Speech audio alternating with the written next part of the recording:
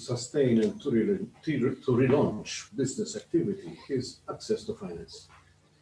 How ready are financial institutions to support investors in the tourism sector, especially during such tough times?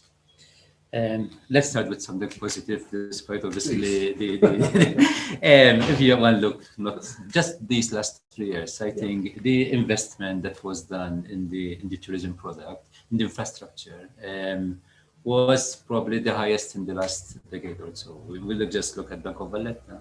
The amount of financing that we've given year after year was always over 100 million, 120 every year, which went obviously in improving the hotels, building new hotels, etc., etc. Was it right or was it wrong?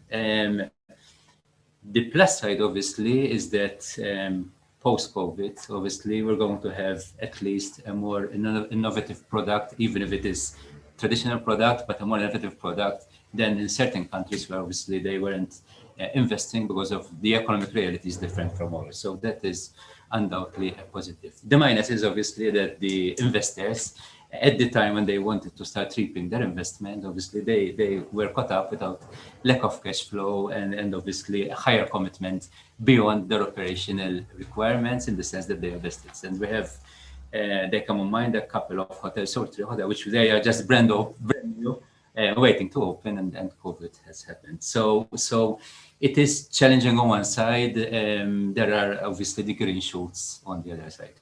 The question obviously is what Rafael has been saying, obviously, is at the end of the day, whether the product we have is relevant to the market requirements. Banks. I think the proof of the pudding obviously is in the eating, and obviously what Bank of Valletta and did last year at the height of the COVID was basically 25% of COVID facilities went directly to this particular sector. We provided 80 to 85% of the COVID in Malta, so one can obviously extrapolate and one can conclude that obviously 1 in every 4 euros of support through the scheme went directly here. Again, when we have moratoria, 50% of the facilities enjoyed some form of moratoria. Over 170 million of loans were enjoying some form of moratoria. So the reason why last year, obviously, we went through this rough weather was obviously because there was this form of support. How long can we go in this? How sustainable is this support? And I think here is the challenge, and here are where policymakers come along, in the sense that something which obviously is a positive thing to hear, that now we are talking about strategy. We're talking about the big picture, and then how obviously we can put it in such picture, rather than trying to sustain without determining what is a sustainable model. Now, obviously, we're saying, but quo vadis, where do we want our sector? What is the perceived demand? How it is going to shape up, which is difficult, let's admit. But at least we're starting in that way. Obviously, in that context, banks come into play, and the banks will come into play. I think today we have a new component which we should see more. It is the development bank. In the sense, one of the major roles of a development bank is obviously to help sustain the development of the country. Then obviously commercial banks who are being financed by customer deposits are the second leg. And then obviously there are alternative modes of finance. So the answer is yes. This year we are as well determined to ensure that we sustain the sector. But obviously, and I always give that as in context, that we also have a huge obligation to our shareholders, but more importantly to our depositors. So our risk-taking needs to be proportionate to the realities of the bank and to the realities of the economy. But if the economy goes wrong, obviously that will impact us directly. So we have a vested interest to ensure that this sector keeps on sustaining itself. And disruption brings opportunities for innovation as well. Financial institutions now are usually known for being risk-averse, and many a time they adopt a very conservative approach as well. So being that we are in these times of great change that we are mentioning, isn't innovation important to ensure the appropriate return on investment? I always joke that when banks you go up with something of the same kind, they tell you, why don't you come with something different? When you come with something different, they do, well, this hasn't been proven yet. So, but reality, as I said, it is the dynamics of banks, because obviously they are there to defend obviously customers' deposits.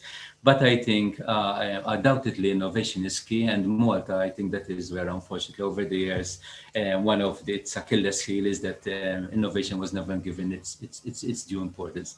But again, I reiterate my point that even there, when we talk about innovation, we need to think about innovation, not something sort of, let me experiment and burn out 500,000, and then if it goes wrong, it's the bank and it's not my problem. It needs to be considered in the way into our strategy. Let me bring an example, for instance. Marketing. There's a tendency in Malta that we are too much reliant on the government for the marketing, for developing new products, for developing new niches. This is probably coming from our Mediterranean, from our small island state, the fact that transport is limited, whatever. But obviously, and I had the experience of even in financing, obviously, hotels abroad. Obviously, the context is totally different. They build up their own niche markets, they build up their own customer segment. These are the areas where we really need to start thinking, and these are the innovations that we should look into. Innovations of how our product is going to be more relevant till today, and obviously in that context, the banks will be supported, but it needs to be a more strategic framework.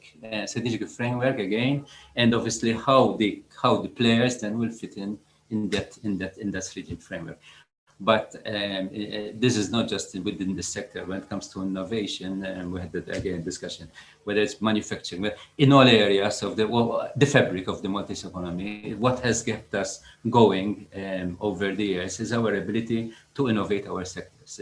Ultimately, the sectors broadly, they are all we are a service-based economy. But the way we have been innovative in providing such service obviously made us different from our counterparts in the Mediterranean. What we're going to see for sure in this coming 2 years, tying with what Ravel was saying, is going to be much more pressure, because obviously the numbers have shrunk and obviously the supply is there in all the Mediterranean. So it's going to be much more tighter when it comes to margins, much more tighter on price, much more fighting for the same number of tourists. So again, how much sleek, how much smart innovation, even in there are these boutique hotels which everyone is talking about. Before they were considered as the new baby, now everyone is questioning their sustainability and viability. But again, the difference between one and the other is again their cost infrastructure, their innovation in offering their service, and the way their day-to-day running cost is differentiated from one to the other. And I believe that this magic formula that one size fits all. I think, and that is where banks typically can interface and relate to, when obviously the entrepreneur, through innovation, business acumen, vision, and obviously overall financial fundamentals, can come up with a proposal that obviously makes sense, it's sustainable, and then obviously we share the risks as needed.